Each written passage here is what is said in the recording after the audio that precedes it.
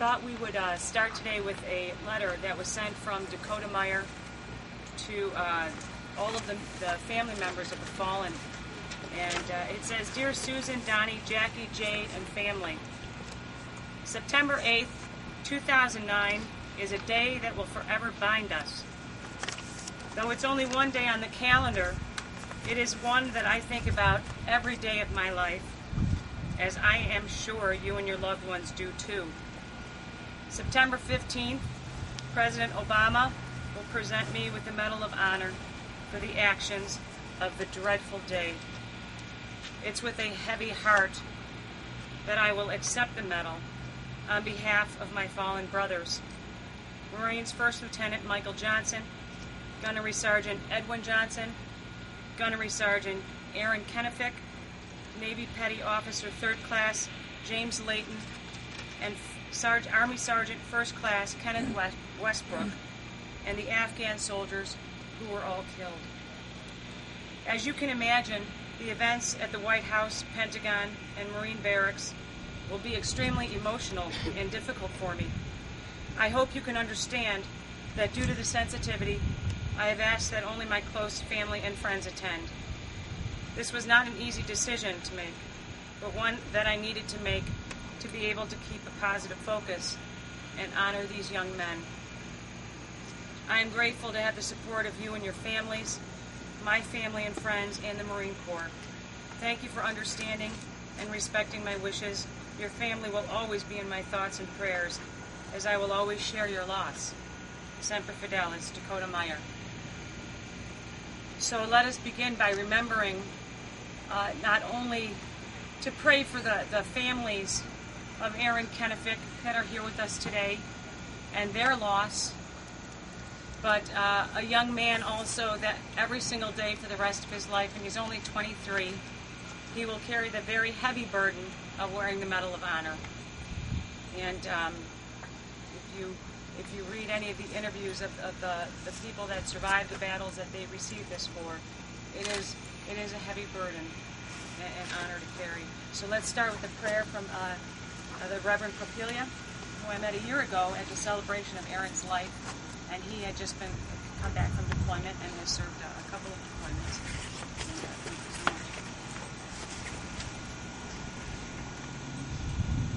Let us pray.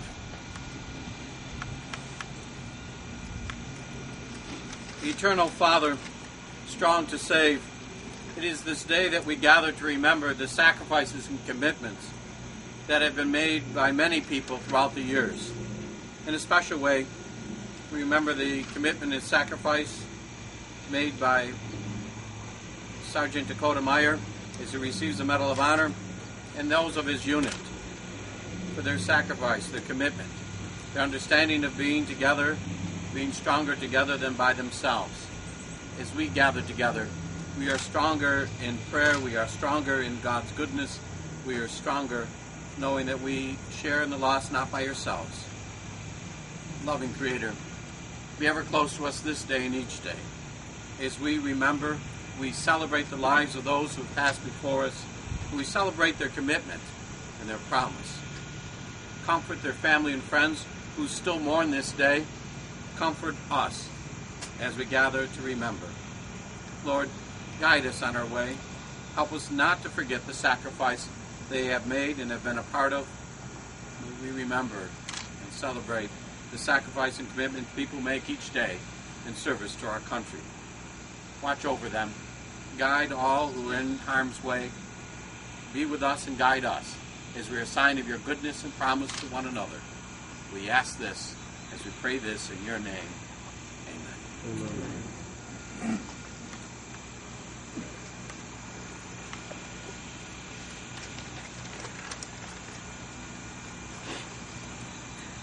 The Patriot Guard Riders, I know we try to get to, my husband and I try to get to as many wakes and funerals as possible. And the people that are always standing around at all of these events are the Patriot Guard Riders. They wrote a letter to the families that I would like to read. For the last several days, it has been my honor to help fulfill Dakota Meyer's wish that his friends, your husbands and sons, be honored and remembered. As I read interview after interview in which Dakota expressed his sincere wish that the focus should be on the 5 brave and heroic men who gave their lives on that terrible day, it became apparent to me and others that such a wish not only should be made to happen, but must happen. For what are we as a people and as a nation who fail to honor the sacrifice and loss of such men and their families? I know that Thursday will be a painful day for you, just as I know that there is nothing that I or anyone can say that will lessen the loss and emptiness felt. However, I would like you to know that you are not alone in your loss. Those who will stand in honor of your loved ones tomorrow and thousands of others who cannot share in that loss, and our hope and prayers are that by being there for you, that we somehow can lift a small part of your burden. I can, however, make 2 promises. Those of us in the Patriot Guard will never forget what your loved ones and you have done for us. As long as we live, we will carry their memories in our hearts. Of that you may be assured. Also, by allowing us the privilege to honor your loved ones with your family, you have become a part of our family, and we take care of our own. If you ever need our assistance, you have but to ask. May God bless all of you and give you comfort and strength. Respectfully, Rick Williams, Senior Ride Captain, Southwest Indiana, Indiana Patriot Guard. I received a call from Bob Service after I made contact with Mark Steffen, and these are the guys that get it. They realize that life should stop when we lose one of our bravest. Life should stop, and they make it stop, and they're always there. And I don't know how they do it because they're there in the snow and the sleet and everything else, and they're always there for the families, and God bless them for their commitment to be there. Now, I had asked someone else to come and read the events of Ganjgal that day, and I don't see him. He was supposed to call me last night, so I'm going to go ahead and read that, because I think it's important for everyone to know what Dakota Meyer is being honored for. The mission on September 8th was straightforward. The Afghan battalion would go to the village to meet with elders who had indicated they were willing to switch allegiance and turn on the Taliban. This was hopeful news for U.S. and Afghan forces. In 2009, the Taliban had free reign in parts of Kunar province, and Afghan commanders were eager to win over tribes and villages. The plan was for the Afghan battalion to leave base before the sun came up and arrive at the village before first light. They would take the elders, and they would talk to the elders about renovating a mosque and see whether there were other projects the government could help with. A U.S. quick reaction force would be on standby, and an observation post would be established to keep an eye on the battalion as it moved down the valley toward the village. Snipers would be positioned to fire into the valley if needed. Aircraft were not assigned directly to the mission, but teams were told attack planes and helicopters could respond quickly if needed. They said if we were to get into a firefight or an ambush, we'd get air support right away within 10 minutes, Rodriguez Chavez said. Afghan commanders weren't expecting a fight. It was a key leader engagement, not a major offensive. Intelligence suggested the battalion would receive only light harassing fire by up to 10 insurgents, according to a military investigation of the events of that day. That was standard for Kunar province. The Afghan troops and their U.S. advisors left forward operating base Joyce around 2 a.m. According to the plan, Meyer was to stay with the vehicles near the mouth of the valley. The Afghan soldiers and their U.S. advisors would walk into the village from there. Dakota Meyer didn't like the idea of being separated from his team. He wasn't comfortable letting his team go in without him, Rodriguez Chavez said. He had a bad feeling. During a briefing before the operation, Rodriguez Chavez and First Lieutenant Michael Johnson, Meyer's team leader, recommended that Humvees go with the team. The vehicles were armed with heavy weapons and would be useful if the battalion were attacked. They were overruled. Commanders were uncertain what they would find on the road, which was little more than a dry stream bed that got worse as it approached the village. and feared the vehicles would be vulnerable to roadside bombs. Meyer said he waited anxiously by the vehicles as the column snaked its way towards the village. Soldiers and observation posts watched villagers preparing breakfast in the pre-dawn darkness. That wasn't surprising. It was Ramadan, when Muslims fast throughout the day. At 5:30 a.m., the lead of the column approached the village. The lights in the village blinked off, and all hell broke loose. More than 50 insurgents fired from positions on mountains surrounding the valley and from within the village. It was perfect geography for an ambush, high ground with clear fields of fire. The troops were trapped. Back at the vehicles, Meyer and Rodriguez Chavez heard the firing and could see into the valley. The volume of fire increased, and the radio traffic grew increasingly desperate. The team was pinned down, and the only way out was to pound the militant positions with airstrikes or artillery. They also had a man wounded, so none of them would leave. Meyer's team and others in the valley called for airstrikes. The requests were denied by staff officers in a command center who were concerned about civilian casualties and were unclear how fearsome the ambush was, according to military investigation. From the valley, it appeared that the entire village had joined the fight. Women were running between positions, resupplying the insurgents with ammunition. Some of the shooters were children.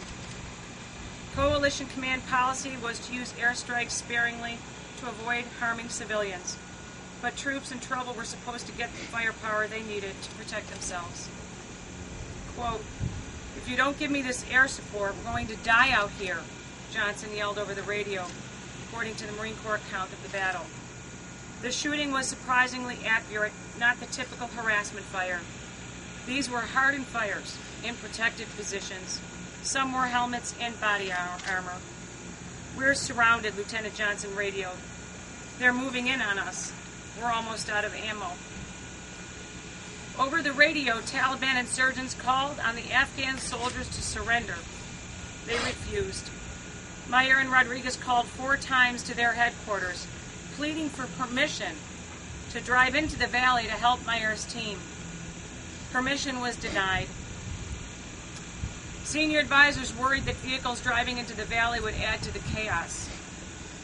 Myers and Rodriguez Chavez looked at each other. "We have to get in there," Myers told Rodriguez Chavez. Meyer recalled, "I couldn't just sit back and watch." Rodriguez Chavez jumped behind the wheel in a Humvee, and Meyer climbed into the turret, manning a grenade launcher. They headed down the valley and straight into the fight. Bullets pinged off the turret, mortar shells landed around them, and rocket-propelled grenades streaked past.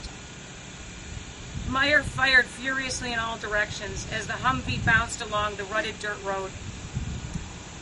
They came upon Afghan soldiers, some wounded, staggering out of the valley. Meyer got out and put 5 of them in the vehicle. Others were cut down as they ran for the Humvee. The Marines drove back to a safe spot, let their passengers out, and headed back in. An Afghan senior non-commissioned officer warned them that going back would be suicide. Meyer and Rodriguez Chavez, then a staff sergeant, returned to the valley repeatedly, 5 times, firing at insurgents, retrieving wounded, and pulling out bodies. Rodriguez Chavez would barely slow the vehicle, and Meyer would jump out to rescue survivors. At one point, Meyer dropped from the turret, falling into the vehicle. Rodriguez Chavez assumed he was dead. I'm okay, Meyer yelled, and got back behind the gun, blood gushing from his right arm as he resumed firing. His weapon jammed, so the 2 Marines went back to get another Humvee, this one with the 50 cal machine gun. Rodriguez Chavez warned that the vehicle might get stuck on the barely passable dirt track as they drove deeper into the valley. I guess we'll die with them, Meyer replied. Back in the valley, an insurgent got within a couple feet of the driver's side of the Humvee, startling Rodriguez Chavez. Meyer aimed his M4 rifle and shot the insurgent in the head. After 4 trips, Meyer had not found his team. Together with First Lieutenant Ademola Fabayo and Army Captain William Swenson, Meyer and Rodriguez Chavez headed back into the valley a 5th time. At that point, they were an easy and expected target. It was as though every gun in the valley was turned on the Humvee. By this time, helicopters were buzzing the area, helping Meyer search for the missing team. The helicopter crew saw what appeared to be 4 bodies just west of the village, radioed to the men on the ground searching. The helicopter couldn't land, so its crew dropped a smoke grenade marking the position. Meyer bolted from the Humvee and ran toward the smoke. Insurgents trained their weapons on him. Rodriguez Chavez, still behind the wheel, thought it would be the last time he would see Meyer. 10 minutes later, Meyer was back. They're all dead, Meyer told Rodriguez Chavez. Every single one of them. The team, Marines First Lieutenant Michael Johnson, 25 years old, Gunnery Sergeant Edwin Johnson, 31, Staff Sergeant Aaron Kenefick, 30, Navy Corpsman 3rd Class James Layton, 22. The 4 had been killed by insurgents who had surrounded them, according to the military investigation, results of which were released by Representative Walter Jones, Republican, North Carolina, a member of the Armed Services Committee. The men were in a ditch where they had sought cover. Kenefick was clutching a GPS. Layton had been treating his lieutenant who had a shoulder wound. Gunnery Sergeant Johnson had been keeping an eye out for the enemy. It appeared they had spent all or almost all of their ammunition trying to defend themselves, given that they were found with empty magazines. Their bodies had been stripped of their weapons and radios. Meyer carried them out one by one out of the valley under heavy gunfire.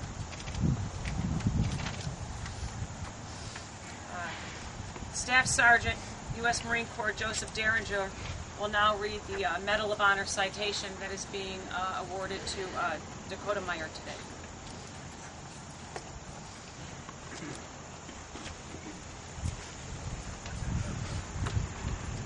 It's an honor to be here today.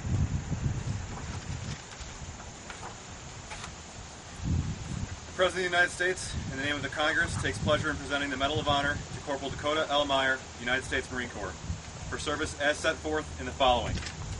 For conspicuous gallantry and intrepidity at the repeated risk of his life above and beyond the call of duty as a member of Marine Embedded Training Team 28, Regional Corps Advisory Command 37 in Kunar Province, Afghanistan on 8 September 2009. When the forward element of his combat team began to be hit by intense fire from roughly 50 Taliban insurgents dug in and concealed on the slopes of Ganjgal village, Corporal Meyer mounted a gun truck, enlisted a fellow Marine to drive, and raced to attack the ambushers and aid the trapped Marines and Afghan soldiers. During a 6-hour firefight, Corporal Meyer single-handedly turned the tide of the battle, saved 36 Marines and soldiers, and recovered the bodies of his fallen brothers. 4 separate times he fought the kilometer up into the heart of a deadly U-shaped ambush. During the fight, he killed at least 8 Taliban, personally evacuated 12 friendly wounded, and provided cover for another 24 Marines and soldiers to escape likely death at the hands of a numerically superior and determined foe. On his first foray, his lone vehicle drew machine gun, mortar, rocket grenade, and small arms fire, while he rescued 5 wounded soldiers. His second attack disrupted the enemy's ambush, and he evacuated 4 more wounded Marines.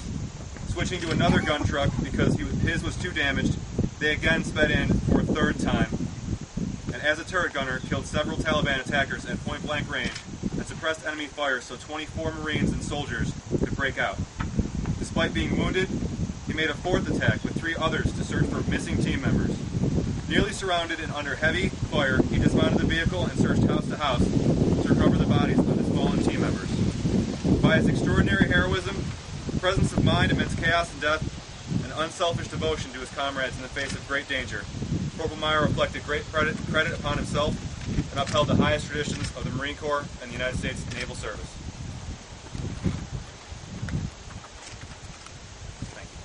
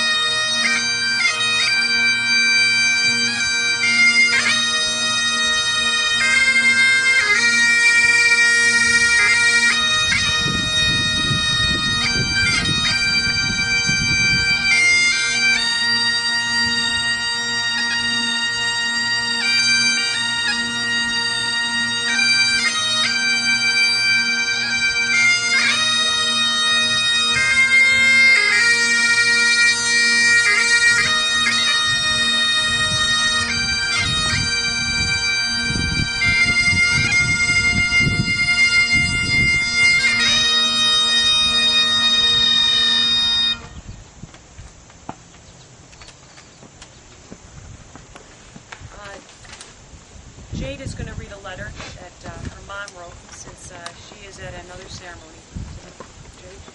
Jade is the sister of Aaron, and a brand new mom.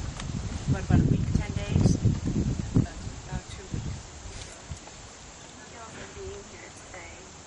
I know my mom would really like to be here, but she had to attend the ceremony in Tampa at St. Prom. To my family, I am here with you simultaneously as we begin our ceremony from the Tampa, Florida location in honor of Dakota Meyer and our beloved Aaron and fallen heroes, Mike, Edwin, James, and Kenneth. Today is a historical event, for it has been 41 years since the U.S. Marine has been awarded the Medal of Honor, a very rare and prestigious award to a very few who wear this medal proudly upon the heavy heart. Dakota requested that his fallen brothers in arms be honored today. This day as the President awards him with the Medal of Honor. At this time, families of the fallen gather around their special memorial sites and communities of Aaron Kenefick, Mike Johnson, Edward Johnson, James Layton, and Kenneth Westbrook. Dakota shares his Medal of Honor with the spirit it was earned out of love, respect, loyalty, and valor. As the Marines would say, it's always about the man next to you, and some people will never get that. We celebrate these special souls, the highest honor, the souls that contributed to many freedoms in the United States of America. To our beloved Aaron, we give thanks to God as we celebrate your legacy in your sacred space with our families unit forever in time. You were the best son, brother, friend, comrade.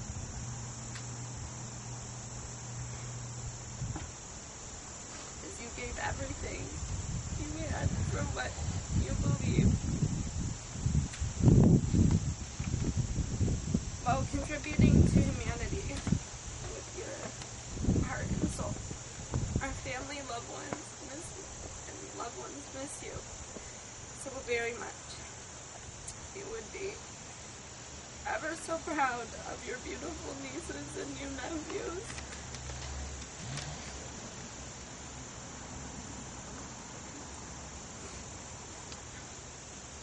We miss your smile and laughter, yet we hold forever in our hearts and minds so many wonderful memories. While even in spirit, you are an inspiration to us. Dakota, you were a brother to our Aaron. Our family heard a few of the conversations and adventures you and Aaron shared. No, you were an important part of Aaron's life. Dakota, thank you for your warrior spirit, your undying love for your brothers in arms, and the valor you exhibited both on and off the battlefield during the Ganjgal ambush September 8, 2009. Our family, friends, and families of the fallen have love and admiration for your courage. The Aaron Kenefick family, friends, community, and the U.S. Marine Corps is so proud to have you as a mentor to humanity. May God bless your every adventure, and know you are a part of our family forever in time. Semper Fi, love and honor, Aaron's mom, Susan Price. Thank you.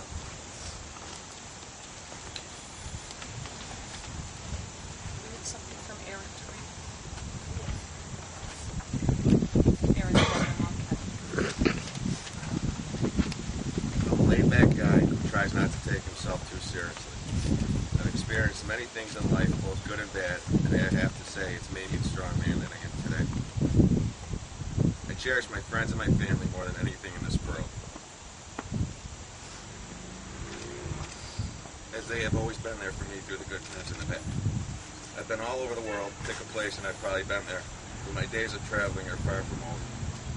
I have a competitive spirit and am driven by my ambitions, which include first and foremost happiness, and whatever that encompasses.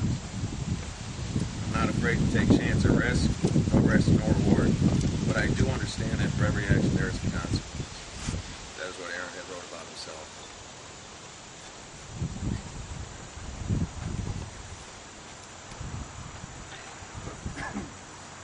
Aaron's mom called me about a week ago, and she had received a call from Dakota Meyer And she asked me if I would put together a graveside ceremony. Her daughters just had babies, and she was busy with what was going on down at Central Command today. And I have to say it was such a blessing doing this, because it gives you a chance to just think about what's important in life and everything that we hold dear in our country. And they make that all possible for us, all that sacrifice. Nobody signs up to win the Medal of Honor. There's no competition to do it. It's earned on a road to what surely at the time must feel like hell. And you're there because it's exactly what your country has asked you to do. I've read many of the stories of the Medal of Honor recipients, and one thing that always strikes me after reading the events that took place in battle is when the lucky ones are interviewed, and most of these are given posthumously, like Jason Dunham's was. They recall that they didn't do anything out of the ordinary. They just did what they had to do that day. And it really makes me wonder whether extreme valor and bravery has something to do with DNA. I don't know. A hero's action is always extraordinary because it's opposite of what the human instinct tells you to do about self-preservation and survival, and run and get out of there and danger and everything. And these guys can run into it. And I've often wondered if and I'm sure many of us do, if we'd be brave enough to run into danger. And Medal of Honor recipients don't ever have to ponder that question. Some say that a nation is defined by its heroes. We are a great nation that has great heroes. And we have yet another one being honored today here, Aaron Kenefick, and in Washington, Dakota Meyer. There are fewer than 140 Medal of Honor recipients alive today. And Dakota Meyer will hopefully live a very, very long time so that he can tell his children of that dreadful day when 5 heroes died. And I'm sure he'll tell the story just that way. We honor Aaron Kenefick here today at his final resting place, as Dakota requested.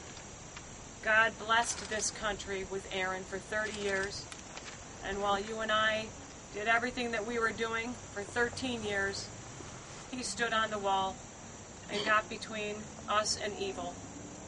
And may God bless this country with many more.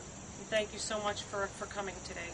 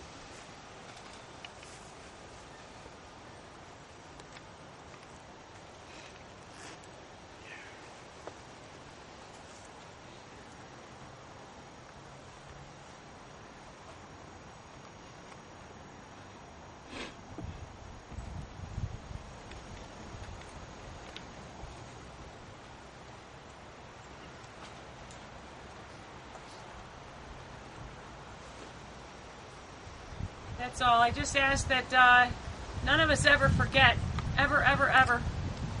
Veterans Day, Memorial Day, you see a young man killed, you go to their wakes and just say thank you. Look at all those pictures of them growing up. You stand in that line and take the time and say thank you because they make everything possible. Thank you so much.